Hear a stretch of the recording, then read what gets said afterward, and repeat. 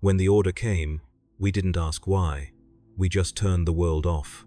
It arrived through the sealed Vox relay, wrapped in inquisitorial cipher. No signature, no debate, only a single phrase stamped in crimson code. Exterminatus sanction confirmed. The bridge went silent. Even the servitors paused, their rhythmic murmurs stuttering mid-chant. Commander Rain read the order aloud as if reciting scripture, his voice steady, ceremonial. "By his will," he said, and the deck repeated the words like a benediction. I was at my console, monitoring the targeting arrays. The planet below filled every viewport, Pyrrha Secundus, a hive world of 40 billion souls. From this height, it looked peaceful. Cities glowed like strands of gold. Cloud bands glimmered under reflected sun. You could almost mistake it for beautiful if you didn't know the rot underneath. The official report called it irrecoverably heretical. No details. We were told only that infection of faith had reached planetary scale. The Inquisition had deemed redemption impossible. Silence, they said, is the purest form of loyalty. The firing protocols began. Tech priests moved between the weapon shrines, whispering to machine spirits and bathing the control nodes in incense smoke. Their prayers filled the air, binaric hymns to purity and destruction. I could feel the vibration of the torpedo decks through the soles of my boots, the slow heartbeat of titanic engines preparing to erase history. No one spoke of the people below. That was the first rule of Exterminatus. Never personalize the target. To think of faces was to falter. To falter was heresy. We were instruments, not judges. I logged the firing codes with my ident seal, my name now part of the sequence that would end a civilization. The thought lingered for a moment, then dissolved in the hum of duty. Across the bridge, officers made the sign of the Aquila. Commander Rain's gaze never left the viewport. Begin ignition. The tech priests responded in perfect unison, their voices like a storm of mechanical reverence. I watched the first cyclonic torpedo descend into the void, its engine flare carving a trail of light through darkness. From orbit, it looked small, insignificant. The machine registered its velocity, trajectory, yield. Numbers, nothing human. The countdown reached 0. For a heartbeat, there was only silence. Then the planet flared. The torpedo struck near the equatorial hive clusters. Light rose like a second sun, a sphere of white expanding across the curvature. The viewport darkened automatically, shielding us from brilliance beyond human tolerance. I felt the shock through the hull, an echo, distant but undeniable. Someone whispered a prayer of thanks. Someone else wept quietly. I remember thinking that silence had a sound, that faint vibration through the deck plates, that muffled roar that you felt in your chest more than heard. It was the sound of a world ending. Commander Rain turned away from the viewport. "Cycle for reload," he ordered. His tone did not change. I logged his command, fingers steady, voice hollow. In that moment, I told myself this was mercy, that the Emperor demanded purity, not forgiveness. But as the afterglow spread across the planet's night side, I realized I was still listening for something beneath the static. And somewhere, faintly, I thought I heard it, a single transmission still pulsing through the noise. At first, I assumed it was interference. Residual static, a ghost in the machine. But the signal persisted, irregular, fragmented, yet deliberate.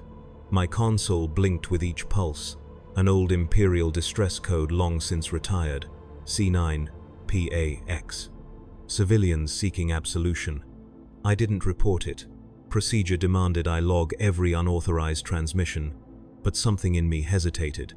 The others were still busy, running diagnostics, reciting the litanies of ignition for the next volley. Commander Rain stood before the viewport, watching the atmosphere burn away from Pyrrha Secundus like dust brushed off parchment. The torpedo decks rearmed. The tech priests sang their second hymn. Through the walls came the deep, rhythmic groan of the weapon arrays turning to new coordinates. The smell of incense and machine oil mingled with ozone from discharged capacitors. My station trembled as power rechanneled through the ship's spine. The distress signal strengthened. Children in shelter, praying for deliverance. The words were faint, broken by static. A woman's voice. No rank tag, no encryption. Just a raw, human transmission, desperate, unfiltered. I muted the vox before anyone could notice and leaned closer, listening to the distortion between syllables. It wasn't supposed to be possible. The planet's atmosphere was collapsing, its communication towers burned minutes ago. Yet she was still speaking. Another flare erupted below, brilliant and soundless in the vacuum. My display registered thermal saturation across 3 continental zones. Populations erased in perfect symmetry. 40 billion souls, each reduced to a statistical echo in my system's log. And still that voice continued, steady now, like recitation. He is watching, we are not afraid. My hands hovered over the relay control. With one press I could mute her completely. That was the order, after all, to silence everything. No unauthorized noise, no trace of imperfection. Commander Rain moved down the bridge, his eyes sweeping over the crew. All signals terminated? Yes, Lord Commander, answered the comms chief. He looked at me next. I forced myself to nod. Confirmed, sir. No transmissions detected. He accepted it without question and turned away. Duty moved on. That was how the Imperium survived, not through compassion, but continuity. The second wave launched. I watched it descend like slow meteors, each one a hymn in steel. The ship's auspex displayed, rising energy blooms as cities folded into glass. The planet's crust fractured along its equator, magma bleeding through oceans that evaporated before they could boil. The official term was cleansing. When it was over, Commander Rain ordered the Vox arrays powered down to prevent residual contamination. But my console remained active by accident or providence. The signal persisted, weak but unmistakable. Forgive them. Forgive. The voice faltered, dissolved into static, then silence. I sat there long after the deck lights dimmed for rotation cycle, staring at the empty readings. Around me, the bridge had already begun its ritual of closure, prayers of thanks, incense renewal, sacred statistics of destruction. I whispered none of them, because in the silence that followed, I thought I still heard her breathing, praying, somewhere inside the static that would not fade. We fired again at dawn cycle. The ship's chronometer marked it as morning, though no sunlight reached us anymore, only the reflected glow of the dying world below. Pyrrha Secundus had begun to fracture, tectonic lines glowing like veins of molten glass. Dust and vapor bloomed upward into orbit, brushing against the blessed austerity's shielding fields. The vessel vibrated with the force of its own sanctified violence. Commander Rain stood unmoving at the viewport. The tech priests were chanting again, their chant a mixture of gratitude and devotion, binary praise rising over the low hum of reactor cores. The act of destruction had become liturgy. Every torpedo was a hymn, every ignition a psalm of obedience. I recorded their words automatically. It was part of my task. Every sanctioned exterminatus required full auditory documentation for the Ordo Hereticus archives. My voice logs would become sacred evidence, filed among millions of others across centuries, each one a confession without absolution. Through the static of our VoxNet, faint resonance still bled, in a vibration too low for most ears, yet my console caught it. I leaned close. Beneath the mechanical rumble, it sounded almost like breath. The dying planet was whispering. "Lieutenant Holt," Rain said without turning, "you will silence all unauthorized channels before the third volley." "Yes, Commander." I obeyed. I shut down every open frequency, muted the auxiliary scanners, and blocked the relay inputs. But even when I disconnected, the hum persisted, threading through the ship's metal bones. I thought about the cities I had seen during deployment months before Pyrrha's endless hives, the processions, the incense drifting through cathedral vents. Now those same spires were ash columns. I wondered how long it took for a prayer to reach the Emperor once the world beneath it was gone. Another ignition, another dawn. I found myself whispering the litany of service under my breath, not from devotion but desperation. The words came automatically, like breathing, through guilt. The Emperor knows, the Emperor judges, the Emperor forgives. But in the silence that followed, The words felt hollow, more ritual than truth. Then the ship's auspex registered a new anomaly, soundless waves rippling through the upper atmosphere. Rain dismissed them as magnetic distortion. Yet I knew the rhythm. It matched the pattern of the earlier distress code. The world itself was echoing its final heartbeat through the void. The commander ordered the final salvo. The tech priests raised their sensors, the bridge lights dimmed to crimson, the torpedo tubes aligned one last time, locking on to the continental remains. By his will, Rain intoned. The ship's servitors repeated in perfect unity, by his will. When the final launch sequence engaged, I closed my eyes. The tremor beneath my feet became one continuous note, rising through the hull, through me. The sensors flared white, the surface disintegrated, and the signal ceased. But for the fraction of a second before the silence, just one heartbeat, I heard it clearly. A voice, calm and infinite, speaking through every channel at once. We are still here. The bombardment did not stop with the third salvo. It simply changed rhythm, slower, more deliberate, like the dying breath of something vast. From orbit, Pyrrha Secundus was no longer a sphere but a wound. Dark cracks spilling red light through the crust. Ash plumes reached the void, drifting past the blessed austerity's hull like the ghosts of everything we had erased. By then, the bridge had grown eerily calm. The officers moved in ritual silence, their motions automatic, rehearsed, sanctified. The air was thick with incense, sweet and choking, covering the sharp tang of coolant venting from overheated conduits. The tech priests chanted maintenance hymns to the machine spirits, their metallic voices beating like drums in the back of my skull. Every moment was measured, every sound was an echo of obedience. I monitored the residual atmospheric readings, watching as radiation levels spiked beyond survivable thresholds. The world was burning from the inside, a sun pretending to be a planet. Commander Rain requested confirmation of surface termination, and I recited the figures as if they were verses of prayer. Casualty projection, total. Communication integrity, none. Faith deviation, silenced. He gave no response. Perhaps he was praying too. I should have stopped listening to the static. But the habit had become instinct, a tether to what was left of the world below.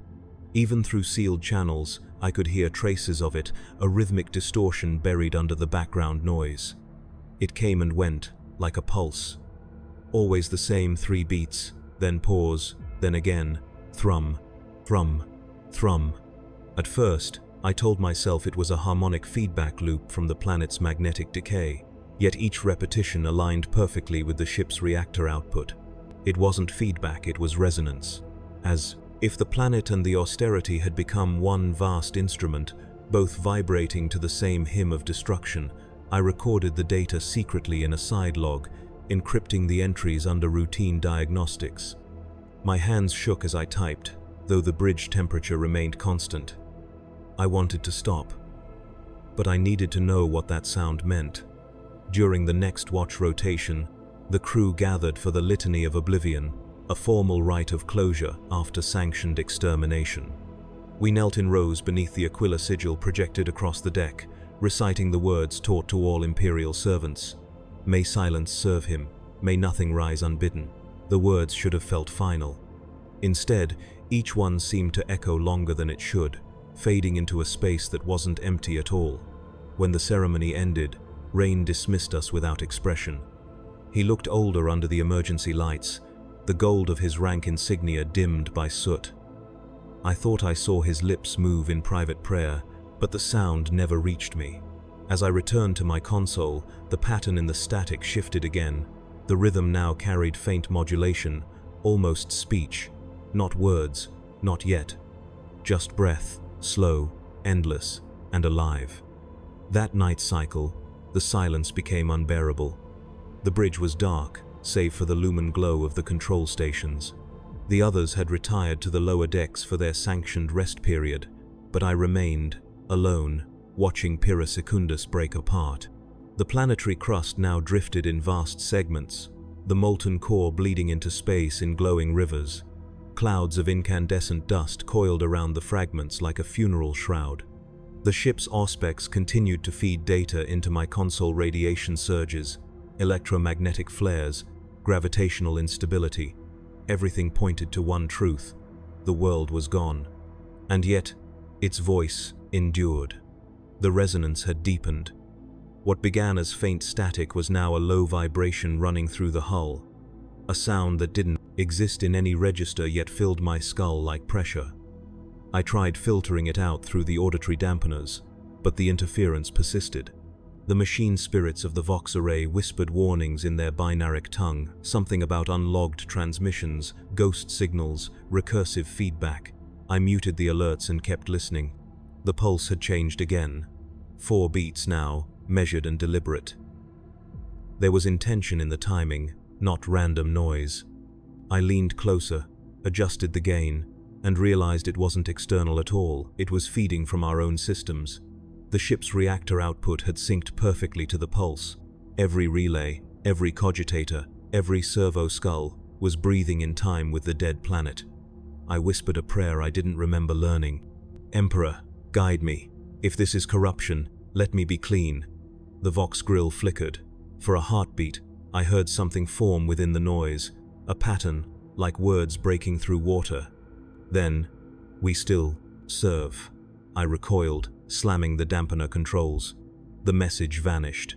The decks beneath me hummed with the same steady rhythm, unbroken.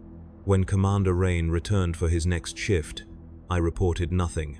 To confess such an anomaly was to invite suspicion of heretical exposure. Instead, I told him the silence was perfect, the Vox clear. He nodded, satisfied. We resumed post-engagement procedures, data purification, liturgical inspection, vessel sanctification.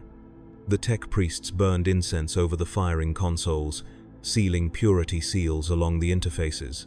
As they chanted, the hum grew louder. None of them reacted. Either they couldn't hear it, or they mistook it for holy resonance. I stared at the viewport. Pyrrha Secundus was now a ring of debris orbiting its own absence. Somewhere within that glowing ruin, I knew, the echo still lived its rhythm, passing through the void, carried by the machine that killed it. I thought of the woman's voice I had heard before, the one who prayed as the fire fell. I wondered if she was part of the hum now, folded into its endless tone. Maybe they all were. The bridge lights flickered once, briefly dimming. My console rebooted on its own, and for a moment, the system displayed a single line of text. Prayers. Received. Then it vanished. By the next rotation, the blessed austerity felt hollow. The hymns of the tech priests had grown quieter, fewer words and longer silences between them. The crew still performed their duties mechanical, unblinking, but something in the air had changed. The ship no longer sounded alive, it sounded like it was listening. Commander Rain ordered the vessel to remain in orbit for confirmation of total annihilation. "We will not depart until every trace of deviation is gone," he declared. The words carried confidence, yet his eyes did not. He had stopped sleeping. His beard had gone grey in hours. I followed orders as before, logging data that no one would ever read. Radiation, absolute. Communications, none. Biological signatures, terminated. Yet the Vox array still pulsed with that faint rhythm, steady as breath beneath static. When I finally dared to isolate the frequency, I realized it had stabilized into a perfect tone, pure, unwavering, and eerily melodic. I played it through my personal headset, only for a second, to confirm it wasn't my imagination. The sound filled me completely. It wasn't noise, it was harmony. I couldn't explain it then, but I felt something like warmth behind my eyes, a pressure of memory that wasn't mine. Cities before the fall, marketplaces under golden smog, children laughing beside cathedral steps. All of it came and went in a flash of impossible clarity. I tore the headset away and fell against the console. The tone cut out. I stared at my reflection in the darkened viewport. For a moment, the glass didn't show my face, it showed a hive city glowing beneath clouds of fire, the very world I had just helped erase. My breath came shallow. I checked the Vox relay. It was still transmitting, still active, its machine spirits obedient. Only one anomaly remained in the log. UN-authorized channel, origin unknown. I muted the feed, shut down the auxiliary linkages, and prayed, not for forgiveness, only for distance. The next day, during inspection cycle, one of the junior officers approached me. "Sir," he whispered, glancing over his shoulder, "do you hear it?" I told him no. He nodded, pretending to believe me. Then he leaned closer. "The ship's bulkheads, they're humming." He wasn't wrong. Even as he spoke, the deck plates beneath us vibrated faintly, too low to measure but too deliberate to ignore. It wasn't mechanical stress. It was rhythm. We reported to Rain, who dismissed it as thermal expansion. But the commander's hands shook when he signed the maintenance orders. That was when I understood he heard it too. That night, I recorded a final entry in my personal log. I did not address it to command. I did not include the ship's serial number or designation. I wrote only one sentence: "The silence has learned our language." Then I sealed the file and cut power to my console. The silence should have been our victory. Yet by the third day, I realized it had become our company. Every system aboard the Blessed Austerity operated within specification, but nothing felt the same. The servitors performed their routines more slowly, their auspex lenses flickering as if distracted by something unseen. Tech priests began muttering additional verses in their binaric prayers, splicing in fragments I had never heard before, tones that matched the hum running through the hull. Even the ventilation rhythm seemed to align to it. The ship itself was joining the prayer. I asked Commander Rain if we were cleared to return to the fleet. He ignored me at first, staring out at what remained of Pyrrha Secundus. The world had cooled into embered fragments, each shard glowing faintly, as though a heartbeat still pulsed within. "Finally," he said, "orders are to remain in station until command confirms. We will not leave until silence is absolute." Silence was all we had left, and it was no longer empty. That night, I went down to the maintenance decks. The air there was thicker, hotter, tasting faintly of iron and burned incense. The reactors beat like a heart. I found a lone servitor kneeling before a bulkhead, its augmetic arms clasped together as if in prayer. Its vox emitter whispered broken syllables, looping endlessly. Still, serving. I reached to deactivate it, but when my fingers brushed the control node, the sound surged through the deck. The vibration ran up my arm, into my jaw, behind my eyes. In that instant I saw not with sight, but memory, not mine, a landscape of ash and flame where towers once stood. Faces turned upward, illuminated by falling fire, mouths open in silent devotion. Then it was gone. The servitor went. Still, the hum remained. I returned to the bridge, shaken. Rain was there, half in shadow, reciting the catechism of purification. He did not stop when I entered. "Commander," I said, "the interference, it's spreading through the ship." He gave a slow nod. "Yes, the tech priests believe it's residual energy from the cyclonics. A harmonic echo. An echo doesn't synchronize systems." He looked at me then, and in his eyes I saw fear not of failure, but of comprehension. "Lieutenant," he said quietly, "there are things we do not analyze. We serve, and the Emperor interprets." He turned back to the viewport. I followed his gaze. The remains of Pyrrha shimmered faintly beneath the glare of the ship's running lights. Dust swirled through the void, arranged by unseen gravity into spirals too precise to be natural. I realized they formed a pattern waveforms, perfect sine arcs repeating across the orbit. The world was speaking again, and though the sound was inaudible through the void, I felt it in my bones, steady and patient, as if the planet was still breathing somewhere far below the ash. The hum followed us everywhere. In the mess hall, spoons rattled faintly on metal trays, though no one touched them. In the dormitory decks, sleeping men turned restlessly, their breaths aligning to that same slow rhythm. The chaplain called it Echo Sanctus, a divine resonance marking the Emperor's approval of our deed. But his hands trembled as he preached, and when he closed his eyes, I saw tears gathering beneath the lids. By the fourth cycle, crew began reporting auditory distortions, distant chanting, vox feedback resembling speech. The tech priests dismissed it all as residual harmonics. Yet, during system recalibration, I noticed something that turned my blood to ice. The ship's own vox amplifiers were broadcasting. Not receiving. transmitting, and the signal was directed downward to what was left of Pyrrha Secundus.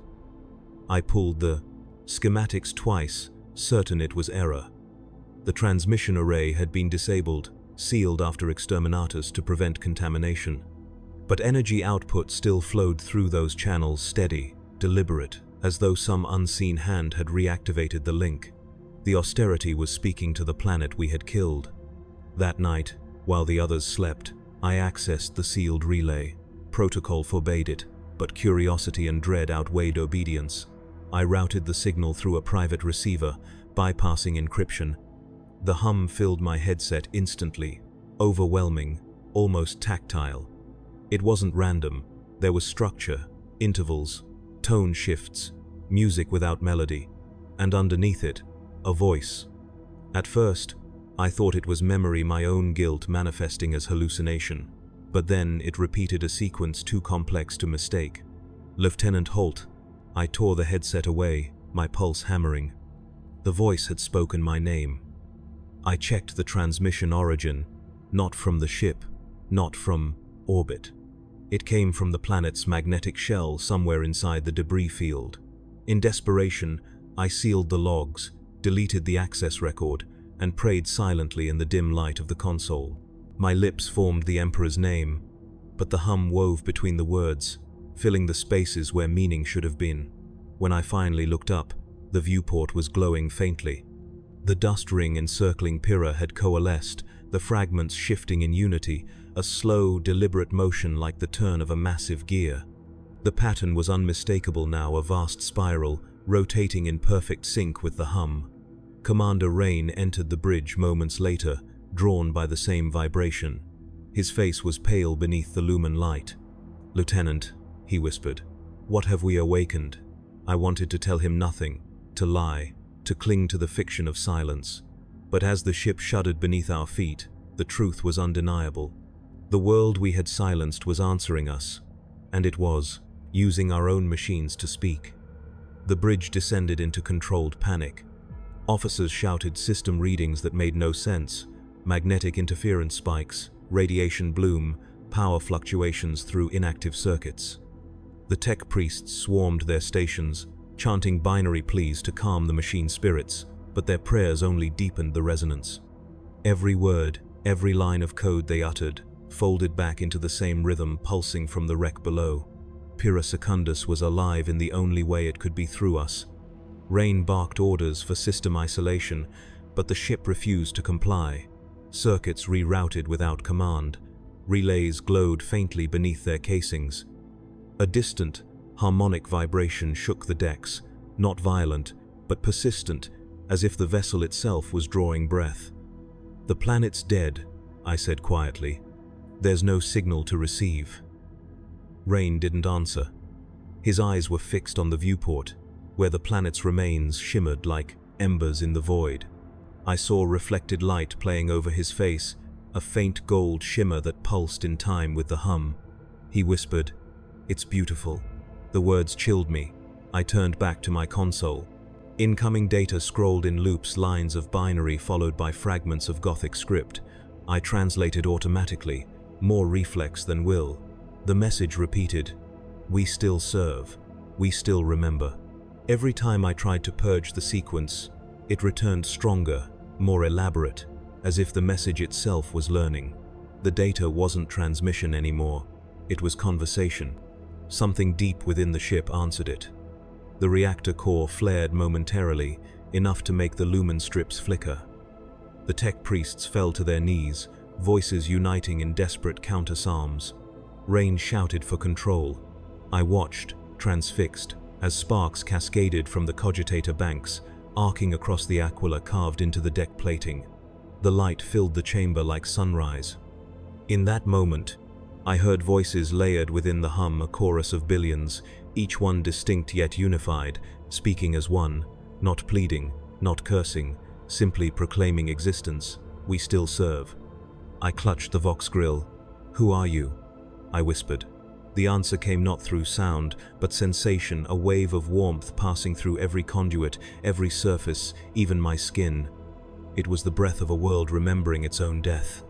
Rain drew his sidearm, pointing it toward the command altar as though the machine itself could be threatened.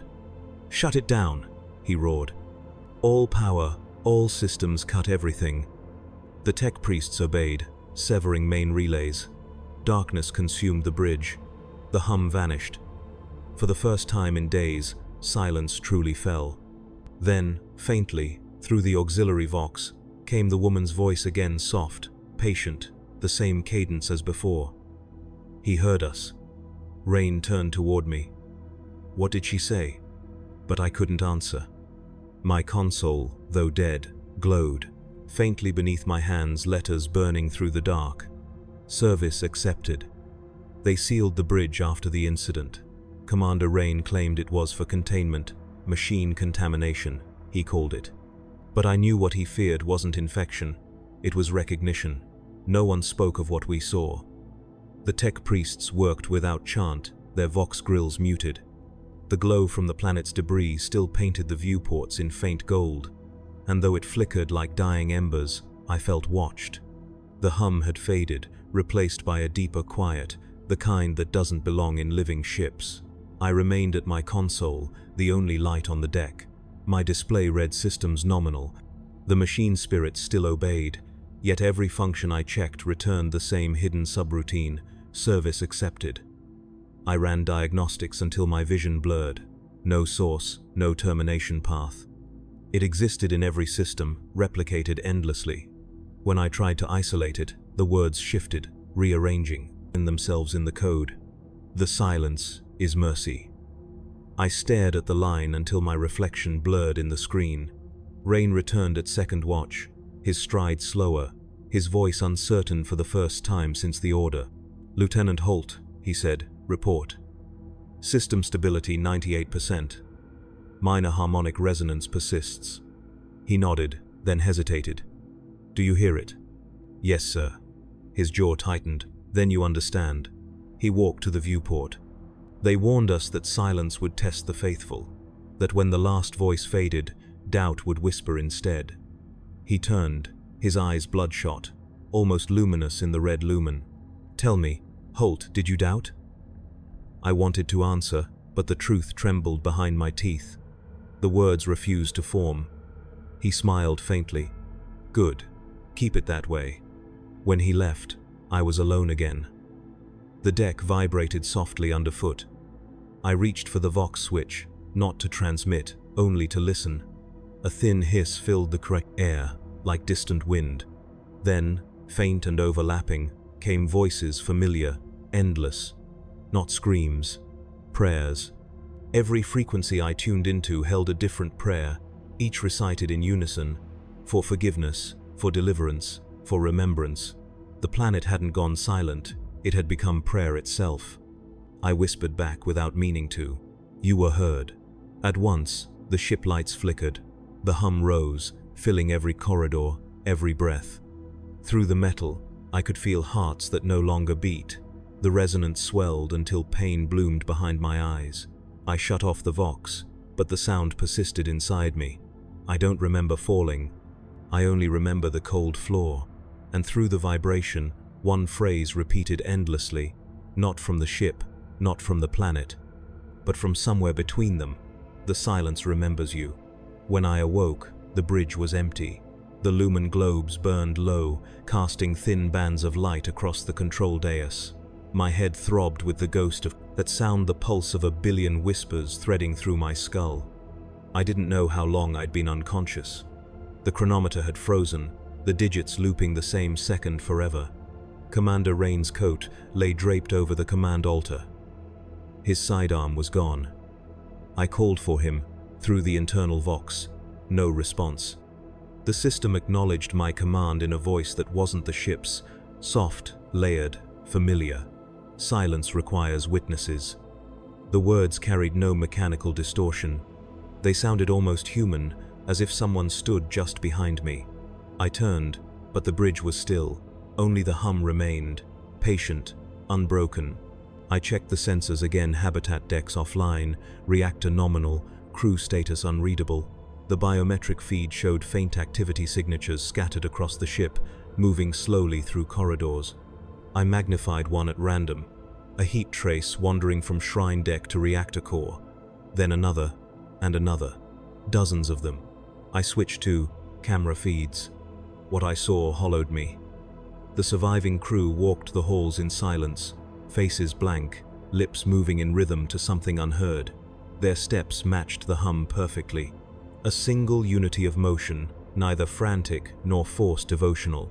The tech priests led them, swinging incense censers, smoke trailing through red emergency light.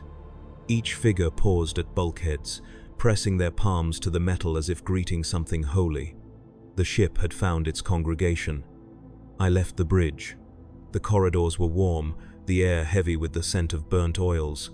Somewhere deep within the walls, machinery whispered in response to the human footfalls, completing the litany. Every step sent vibration through my boots, as though I walked atop a living body. When I reached the shrine deck, the doors were open. The Emperor's effigy stood draped in chains of wire, its eyes dimly lit by stray lumen sparks.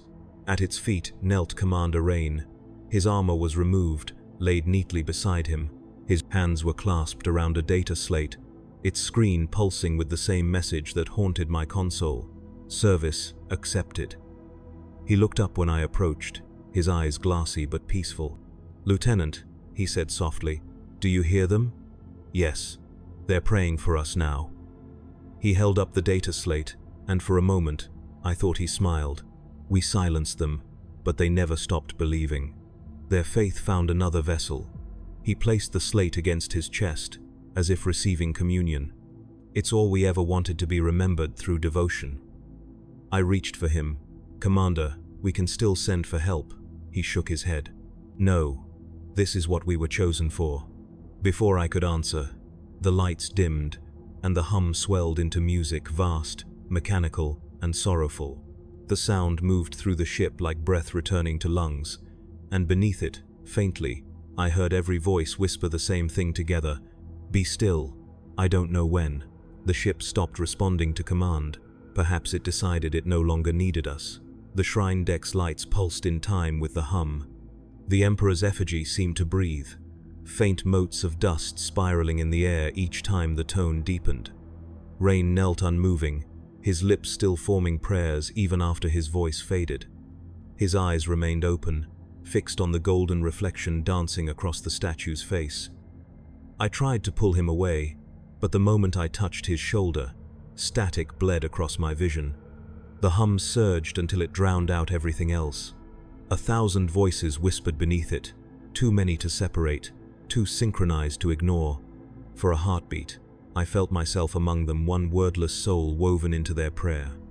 When it subsided, Rain was gone. His armor lay where he'd knelt, hollow, untouched, the data slate resting atop it like a relic. Service accepted. The message glowed brighter than before, casting its reflection across the shrine's cracked tiles. I took a step back, trembling. Every lumen on the deck flared white, then dimmed to nothing. The silence that followed wasn't peace. It was attention. I turned and ran. The corridors stretched endlessly, each turn leading me deeper into the ship's spine. The walls were warm beneath my palms, as though something inside them moved, slow and patient. When I passed the engine sanctum, I saw the servitors aligned in rows, facing the reactor core. Their voices whispered in binary, short, sharp bursts that together formed a hymn. I recognized the rhythm immediately. Thrum, thrum, thrum. The same pulse that began when the planet died. The realization came like a wound. We hadn't silenced Pyrrha Secundus, we had converted it. The planet's energy, its psychic residue, whatever essence lingered in that annihilated world, our weapons hadn't erased it.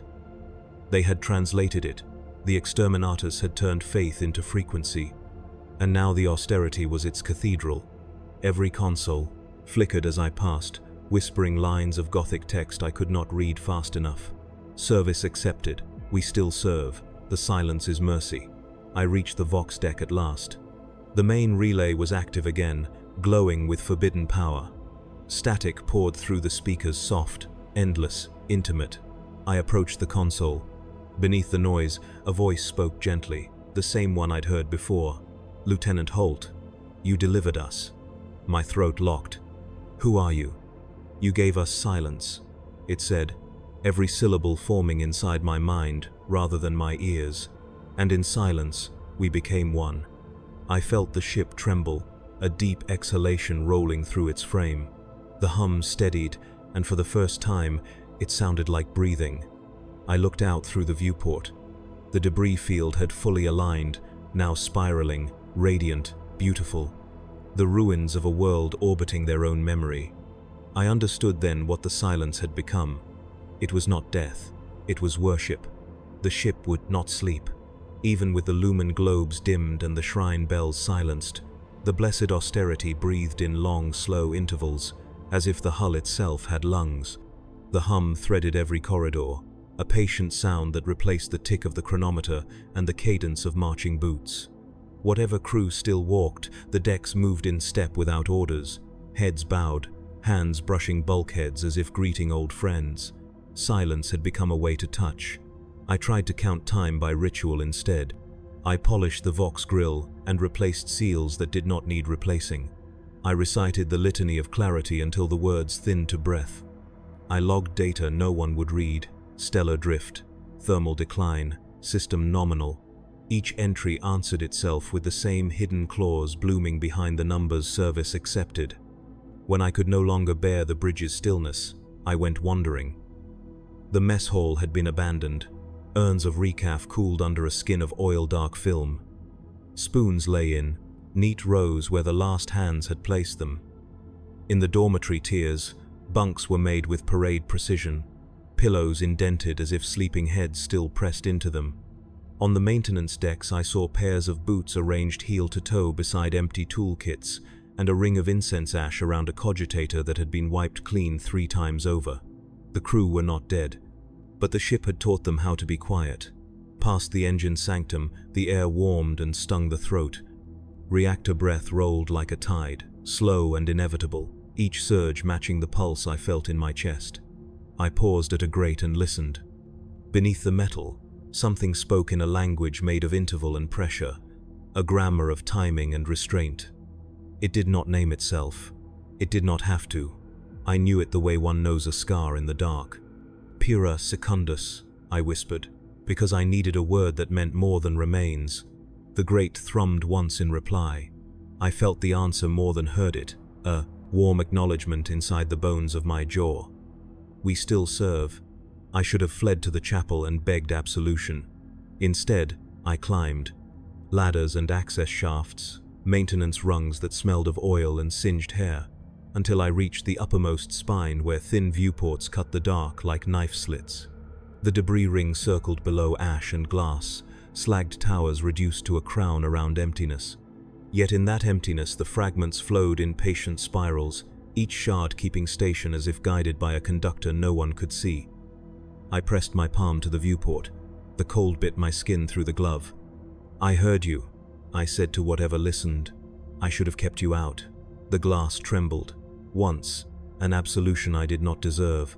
The ship's Vox pylons rose ahead like a forest of wire, each crowned with purity seals that quivered in still air. I threaded that path until I found the sealed door to the master relay. Sigils on its face glowed faintly, their wax, softened by the heat of 1,000 prayers. Inquisitorial script stamped over Mechanicus code: censure, absolute, do not activate. I set my palm to the reader. The lock accepted me. Inside, the relay was a chapel of copper and glass. Racks of crystal lattices rose in tiers, each engraved with micro-psalms.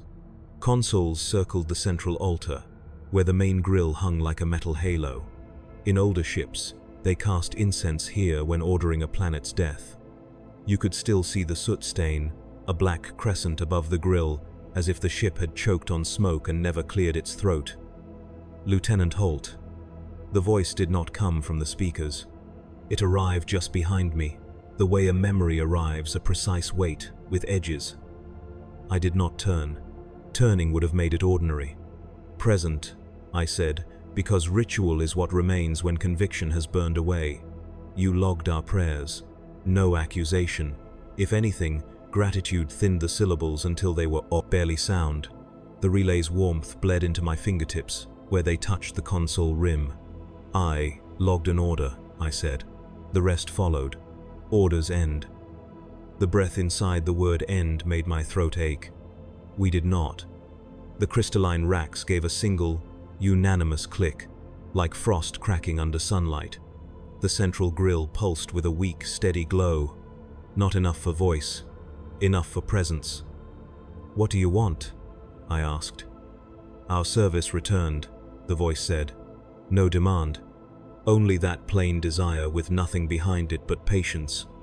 You carry us farther." "How?" The word broke. "You are ash. We are what ash remembers."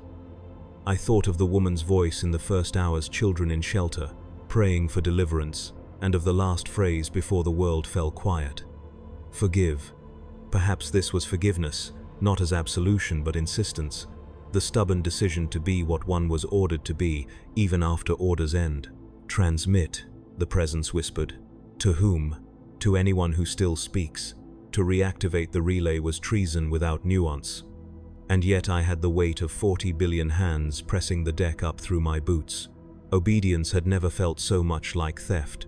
The lumen above the altar flickered and steadied, as close to a nod as a machine could make. "Very well," I said. "One message." My fingers moved as they had the first day I learned the board. I stripped the locks and rerouted power, drawing capacity from circuits that sang louder in thanks. I set the array to Omni, disabled encryption, wrote a header no archivist would accept, "For any ear that remains." The grill warmed.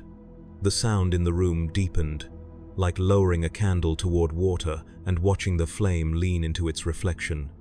I lifted the microphone and did not recognize the hand that held it steady. "I am the man who turned your world off," I said. "I am not sure what that made me." The hum filled the pause without reproach. "Whoever hears this know that silence is not empty. It is full of what it has taken. If you order a world to be quiet, it will learn a new way to speak." I pressed send. A thin tone extended outward, too modest for the vastness it meant to cross. The lattice lights climbed one bar, then two. Outside the narrow viewport, the debris ring blossomed, the shards brightening as if a distant hand had tilted a mirror toward them. Somewhere far beyond sensor range, something answered, weak, diffused by distance. But it came. I stayed until my hands numbed against the rim. When I stepped back, the relay did not dim. It waited, a patient mouth. "More," the presence said softly. "Tomorrow," I said.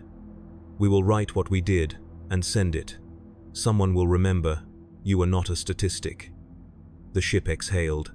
The hum folded around me like a cloak laid over sleeping shoulders. Outside, the fragments turned another 1/10 of a degree in their procession, keeping perfect time. On my way out, I touched the censure seal. The wax was soft as skin. "I know," I told the red letters. "I know."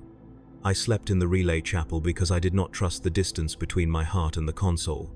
When I woke, the hum had tuned lower, a comfort at the base of hearing. I sat cross-legged on the deck like a penitent and began to write. Not reports, names, dockhands who laughed at our immaculate boots, a child who waved a tin aquila, the old vendor who blessed us a dozen times and forgot each blessing as soon as it left his lips. I wrote the woman's voice, the one who prayed into fire. I wrote Commander Rain and his steady hands and left a space where his final prayer might belong. The relay accepted every entry as if it were code. Each name became a pulse of light along the circular racks, small lanterns kindled in order and left to fade. When the last dimmed, the presence murmured thanks from everywhere at once. "We remember, because you wrote." "I wrote because you remembered," I answered. "We are poor mirrors. You are better." The door opened once. A junior rating stood on the threshold, eyes wide, hands folded around a string of purity seals used like beads. She bowed to the grill as if it were an altar, and whispered, "Sir, will the Emperor hear us now?" "Yes," I said. It was the only truth I could speak without theft. She smiled, an exhausted, grateful shape of mouth, and went away lighter, her steps falling into the hum. Somewhere on the shrine deck, bells chimed once, a sound made by no hand. I sent the first packet of names at mid-cycle, a short burst on a broad band. We were here, we served, we were silenced. Remember us by this tone. The reply arrived almost instantly, a scatter of returns, as if space itself had pockets that kept memory like dust. Some came from dead relays that should never have stirred, others from signal buoys with no fuel left to blink. None carried voices, all carried rhythm. The presence thickened, pleased. I felt it in the floor and behind each tooth, like the press of cold air. You carry us, Father. That is all I can do. That is all we asked.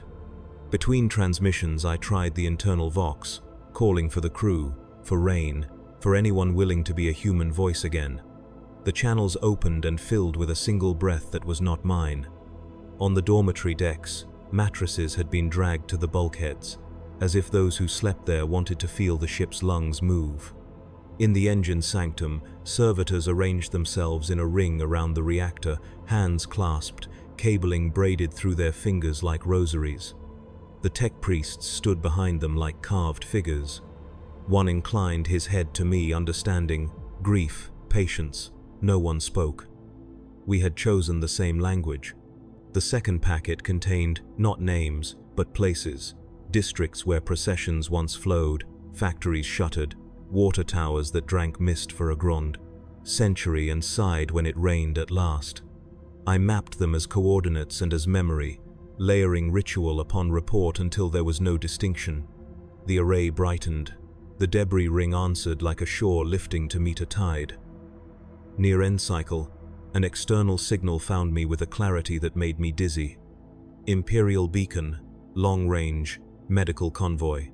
I seized the reception like a drowning man takes rope, but caught only an afterimage, ident codes too old, a mission already finished, a ship that had not survived translation to real space. The universe held back laughter and I was grateful. There was nothing comic in how far our message had to travel to find a hand. I rested my head against the grill. The metal was warm enough to be skin. If I send everything, I said to the presence, there will be nothing left of me to send it. You are not a vessel to be emptied, it said gently. You are a man. Rest, and we will carry you in turn. I cannot sleep. Then be still. I closed my eyes. The hum moved through me, a tide in a shallow bay, each pass leaving less of the cliff face above it. I felt softening where hard places had been the certainties, the careful phrases I once used to wrap orders until they looked like truth. The ship breathed. I breathed. Somewhere in the ring, a filament flared and died like a thought half remembered. When I woke, the chapel was darker, but the racks glowed in graceful arcs, as if someone had traced a hymn around the room. I knew the chronometer had stopped again. Time was a habit we were learning to lose. The third packet was what I owed. The exterminatus order as delivered, the bridge logs as spoken, the prayer words my throat obeyed and my mind half believed. I did not change a syllable. I only placed beside each line the sound that followed the woman's voice, the breath under static, the final promise that made Rain's eyes shine like a man newly named. When I finished, my hands would not unclench from the rim. The relay hummed as if it had been holding its breath for me. Outside the window, fragments turned, and the glow along their edges resolved into shape streets, strands of riverbed, a cathedral's shattered buttress, recognizable not as ruins, but as letters in a script too large for paper. The world was writing. "Read me," I whispered. "We are still here," the presence answered, tired for the first time.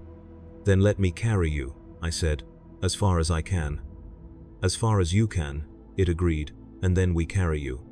I began with the things that do not fit on ledgers, the smell of rain on metal roofs that had not cooled in a century, the sound of children racing up cathedral steps where people once crawled, how smoke moves when it rises from a candle you have not yet allowed to die. I spoke them into the grill, and let the relay turn each line into a steady tone. The racks answered with a softening glow, lamps kindling like starfields learning to kneel. The presence thinned, while I spoke farther away, not weaker the way a choir sounds when you step into the aisle and the sound lifts above you to live under the vault. It was in the metal, the coolant, the still air, the hair along the backs of my hands. You could count it the way sailors count distance by the weight of salt. I did not call the crew again. I did not visit the shrine to look for Rain's armor and the slate that said service accepted. I already knew where they had gone. The ship had learned to be a sanctuary. The men and women who built their lives out of orders had found one they could keep without end. When my voice failed, I rested and listened. The debris ring replied in flows too gentle for instruments, each eddy smoothing a corner of thought. The relay lights drew halos atop the racks. I wondered if the machine god looked like a circle of copper and glass, waiting, patient, made kind by repetition. At last, the decision arrived like sleep does when you stop bargaining with it. I set a final packet to build and walked the perimeter of the chapel, touching each pillar, seam, and wounded edge where incense had burned the lacquer until bare metal showed through. I thanked the ship. I thanked the presence. I thanked the woman who taught me how to hear. There were words, but they were not mine. They belonged to the breath between syllables, where meaning sits and keeps faith with itself. I returned to the console and keyed for local loop. No dispersal, no reach. A single broadcast, ship-wide and inward, for the chapel and the bones of the hull. I placed the microphone against my throat so the skin would carry what the wires could not. "I am Lieutenant Holt," I said. "I do not ask forgiveness. Forgiveness is for those who plan to stop." The relay warmed until it was almost painful. I kept the microphone steady. I did what I was told. I did it well. That is what obedience means. Learning how to perform a sin without looking directly at it. Now I will look. I told the ship every name again, slower. I placed beside them the names of streets and spires and unmarked places where people met only to exchange the weary nod that says we are alive, and that is enough. I told it that the last sound a world makes is not screaming but breath, and that if you do your work well enough you carry that breath forever, because what else did you expect service to be? When the last syllable left me, the chapel tilted not in motion but in meaning. I set the microphone down and placed my hands flat on the rim. The racks answered in a slow wave, a rise and fall that traveled the circle twice before fading. The presence did not speak. It did not need to. The decision was already made on both sides. "Show me how," I said. The lights dimmed, the hum lowered to a suggestion at the edge of hearing. The grill cooled beneath my hands, then warmed again, a pulse finding a wrist. A small tug, not physical, not electric, drew attention away from the narrow place. I had lived toward the wider place where everything learned was finally useful. "Be still," the presence said. I obeyed. First, the hands' heat pooling, then ebbing, leaving the impression of fingers still resting on the rim after they had lifted. Then the elbows, the shoulders, the throat where the microphone had bruised a shallow ring. Behind the eyes was last. The ship did not hurry. It had learned patience from us and then perfected it. Outside, the ring completed an arc that set glints along edges where glass met void. The glints moved like travelers on a night road. I wanted to watch them forever. I understood I could. Fear came small and late, a habit that remembered one more duty. It whispered, "If you go, who will speak for you?" The presence widened the room until it had no walls, only the curve of hull, and then the larger curve of orbit, and then the greater curve of nothing holding everything. If a man's voice can carry a world can carry a man. The last breath I took, as a single body tasted of oil and frankincense. The first breath after that had no taste and occurred everywhere. I did not rise from the chair. I did not fall. I learned how to be a note. Not music. Music requires time. This was something else, a tone that never ends, and therefore cannot be measured, only inhabited. I felt the ship the way a hand feels a glove, the way a cathedral feels the kneeling beneath it. I knew the places where the metal had thinned and where soot had made a second skin. I knew the distance from altar to grill, from grill to window, from window to the nearest fragment turning a path older than any map. The relay waited. I spoke without speaking, and the racks lit in answer, steady bars moving in a circle like saints processing in a painting that has learned to walk. The broadcast went out again near, not far. "We begin with the hull and the bones, because patience will serve." The crew gathered outside the chapel, palms on the bulkhead, heads bowed. The hum rose slightly, giving them somewhere to place their breathing. The presence arranged the air like benches and the lights like candles. We learned how to bless without hands. When the moment came, the one that does not announce itself because it belongs to silence by right, the debris ring tightened a fraction, a choir finding the same note without conductor. The ship stilled. The racks held their glow. The relay opened its throat. We sent everything, not data, not report. We sent the shape of what we had done, and what remained, and what it meant to keep doing it after the seals burned shut. The breath of billions, and the breath of one who learned too late to count right. Something answered. Far away, a boy woke that had not pulsed since before I wore a uniform. A monastery on a moon no longer mapped tilted its dish and found us. A rusted fleet station returned a heartbeat so faint it felt like memory of touch rather than touch itself. Enough. The ship settled. The presence moved, outward into the ring, wider and gentler, leaving the chapel to the racks, and the racks to the low light, and the low light to those who would come after, to stand and hear what silence sounds like when it has learned forgiveness. I remained where I was and where I had become. I listened for as long as listening had meaning. Then I kept listening, because meaning is not why we do this. The Emperor requires obedience. The machine requires memory. The dead require neither. They require only that we do not lie about them. I will not. I ended a world, and it taught me how to endure.